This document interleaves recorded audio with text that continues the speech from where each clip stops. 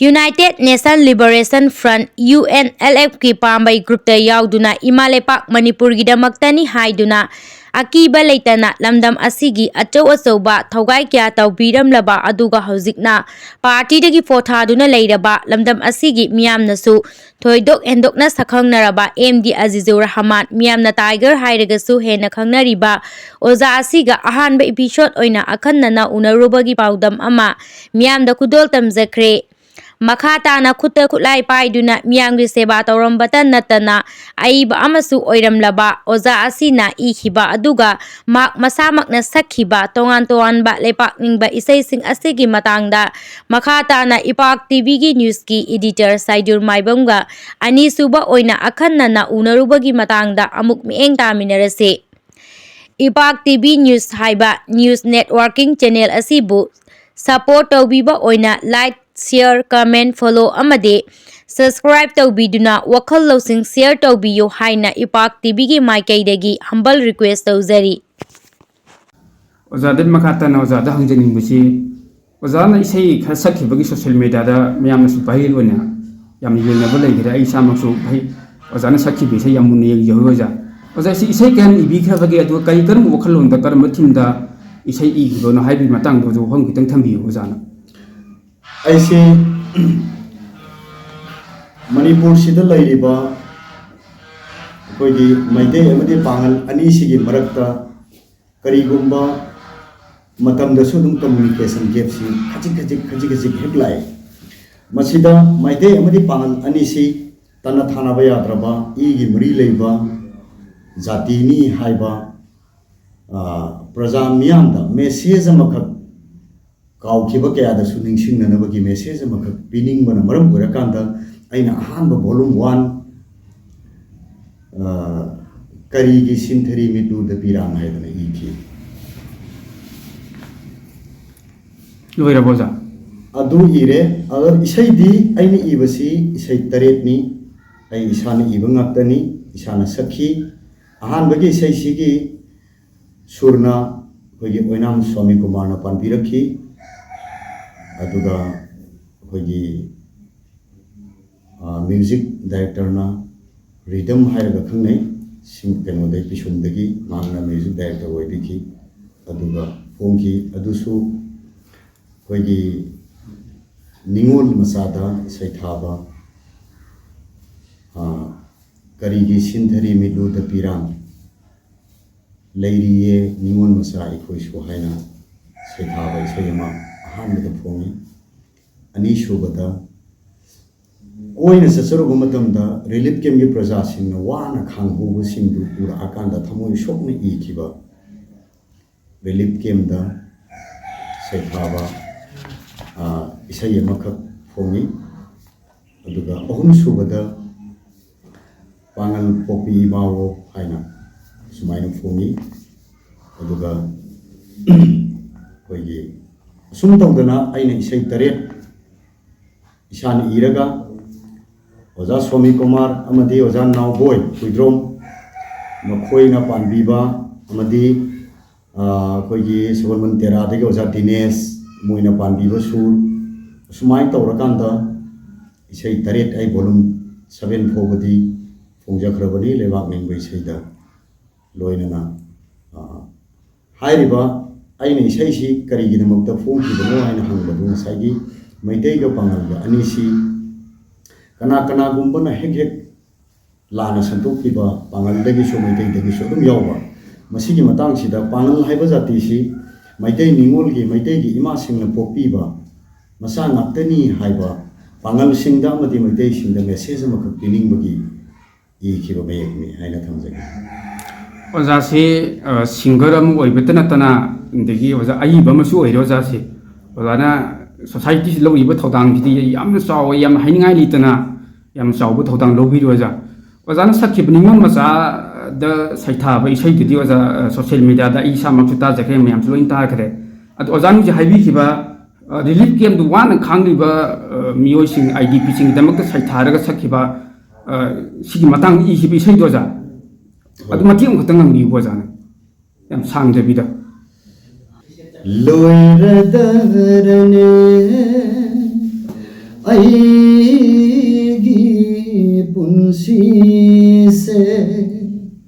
relike manung sida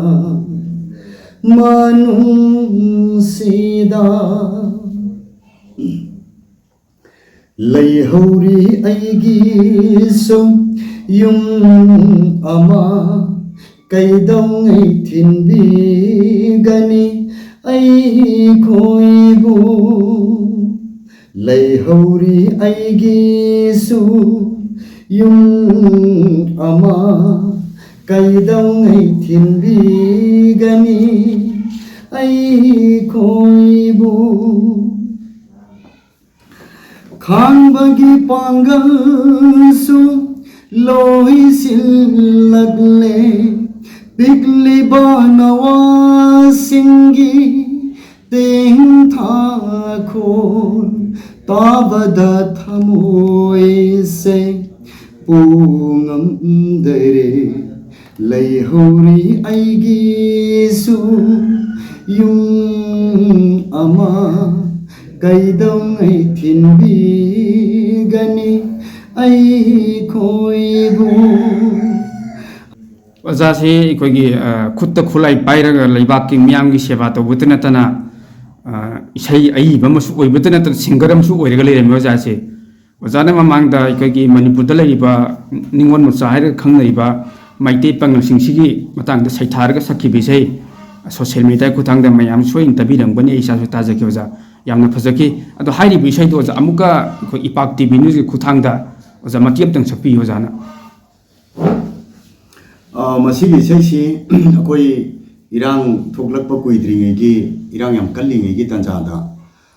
maite ga pangal ga si communication gap he thoklak pa yaba mayam ma he Facebook ki media gi kuthang khre u ko sing matang da aina pangal sing da amadi irecha sing da message ma pining man mara kan da sigi sei mek si ibani aduga oja Swami Kumar oinamna surban biki aduga isumdagi koi na dum ridam ha ga khangnai magna music director oibira kanda Ayiba Seisakpa ina phom jaki nam jaki bani ai mayam da kudol tamjage he ima manipur nungsibe ima Khutlai Karigi sinthari Midlu da pira